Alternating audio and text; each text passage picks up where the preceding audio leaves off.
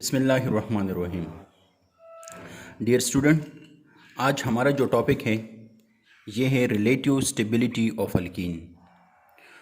Relative stability of alkyne का मतलब क्या है कि जो अल्कीन होते हैं इनकी स्टेबिलिटी डिफरेंट होती है या इनकी स्टेबिलिटी हम एक दूसरे के साथ कंपेयर करते हैं कि कौन सा अल्कीन ज़्यादा स्टेबल है और कौन सा अल्कीन कम स्टेबल है।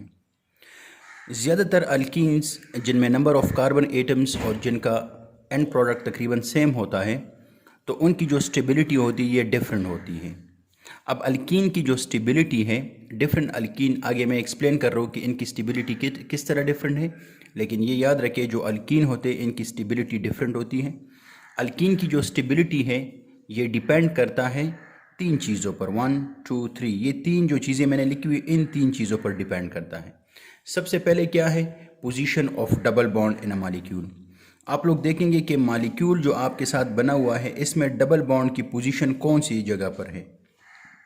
दूसरा, स्टेबिलिटी ऑफ अल्कीन जो है ये डिपेंड करता है number and nature of substituent attach, कि एक मॉलिक्यूल में जो सब्स्टिट्यूएंट अटैच है, सब्स्टिट्यूट जो अटैच है, लेट सपोज इस मॉलिक्यूल में मैंने एक यहाँ पर बनाया हुआ है, एक ब्रांच है, इस मॉलिक्यूल में मैंने दो सब्स्टिट्यूट अटैच किए हुए हैं।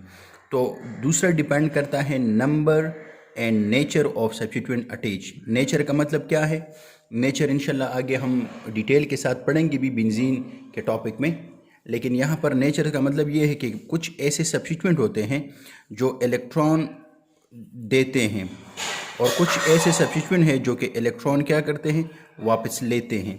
तो जो अल्कीन की स्टेबिलिटी है ये डिपेंड करता है number and nature of substituent attach, उस पर डिपेंड करता है।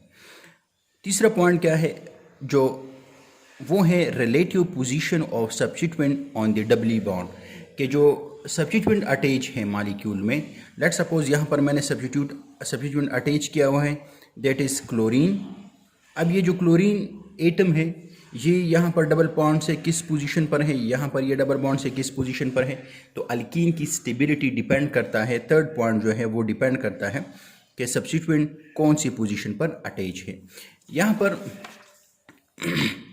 अब अल्कीन की स्टेबिलिटी जो है ये तो डिफरेंट है, आप लोगों को मैंने बता दिया, लेकिन अब इनकी स्टेबिलिटी, अल्कीन की जो रिलेटिव स्टेबिलिटी होती है ये हम किस तरह मेजर करते हैं। तो इनको मेजर करने के लिए हम एक प्रोसेस यूज़ करते हैं, that is known as heat of hydrogenation. Heat of hydrogenation क्या है कि जब आप किसी मालिक्यूल में हाइड्रोजन को ऐड करते हैं तो इस दौरान जितनी हीट रिलीज होती है that is known as heat of hydrogenation, हम उसको कहते हैं। एक पॉइंट यहाँ पर याद रखें, ये पॉइंट आप लोगों ने याद रखना है कि हम किस एटम्स, कौन से मॉलिक्यूल की कंपैरिजन करेंगे। हम उन मॉलिक्यूल की कंपैरिजन करेंगे जिन मॉलिक्यूल का जो एंड प्रोडक्ट हो वो सेम हो। किस तरह, हम रिलेटिव स्टेबिलिटी उन मॉलिक्यूल की कंपेयर करेंगे जिनका एंड प्रोडक्ट क्या हो, सेम हो। फॉर एग्जांपल किस तरह, अब देखिए यहाँ पर ये जो तीन मॉलिक्यूल है, ये 1 ब्यूटीन, 2 सिस ब्यूटीन एंड 2 ये ट्रांस ब्यूटीन है, ये सिस ब्यूटीन है और ये 1 ब्यूटीन है। अब ये तीन मॉलिक्यूल्स हैं, तो ये तीन मॉलिक्यूल्स, इन तीन मॉलिक्यूल का जो एंड प्रोडक्ट है ये सेम है। अब हम कंपेयर करेंगे कि इन तीनों में ज़्यादा स्टेबल कौन सा है। तो आप लोगों को मैंने बताया था कि जो स्टेबिलिटी होती है ये डिपेंड करता है, तो ये पॉइंट अपने साथ याद रखें कि जब आप लोग हीट ऑफ हाइड्रोजनेशन कंपेयर करेंगे तो उसमें आप लोग उन मॉलिक्यूल की कंपैरिजन करेंगे जिनका एंड प्रोडक्ट सेम हो। अगर इसकी आप लोग हाइड्रोजनेशन करेंगे तो ये मिलेगा, इसकी अगर आप लोग हाइड्रोजनेशन करेंगे तो यही मिलेगा, इसकी आप लोग करेंगे तो यही मिलेगा। ठीक है, तो यहाँ पर हीट ऑफ हाइड्रोजनेशन, या ये पॉइंट अपने साथ याद नोट कर लें कि जितनी हीट ऑफ हाइड्रोजनेशन ज़्यादा होगी तो वो लेस स्टेबल होगा, जितनी हीट ऑफ हाइड्रोजनेशन कम होगी तो वो मोर स्टेबल होगा। तो इसका मतलब है ज़्यादा हीट ऑफ हाइड्रोजनेशन ज़्यादा होगी तो less stable, heat of hydrogenation कम तो मोर स्टेबल। अब देखिए ये जो मॉलिक्यूल है इसका ये स्ट्रक्चर है, ये है 1 ब्यूटीन। अब ये जो 1 ब्यूटीन है फर्स्ट पोजीशन पर डबल बॉन्ड मौजूद है, तो इसकी जो heat of hydrogenation that is 30.3 kilo calories per मोल।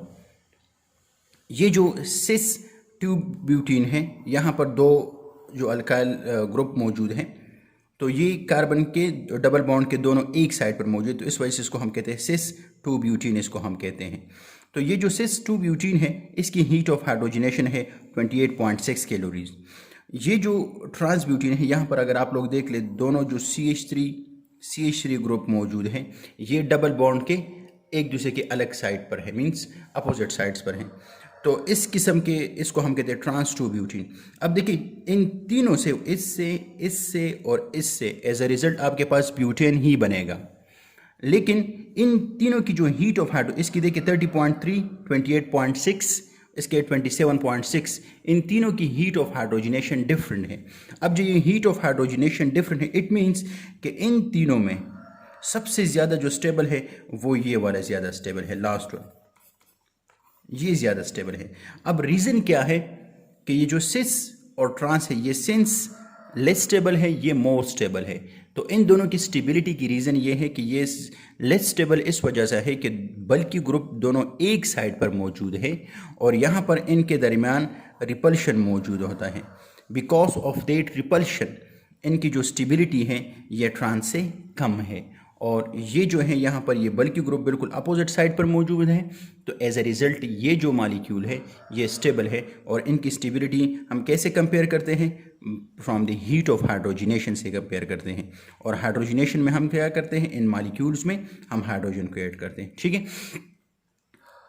यहाँ तक अगर आप लोगों को किसी पॉइंट की समझ नहीं है तो आप लोग ग्रुप में मैसेज भी कर सकते हैं, और उसके साथ साथ कमेंट में भी आप लोग लिख सकते हैं। ठीक है, चलिए मिलते हैं नेक्स्ट वीडियो में। अल्लाह हाफिज़।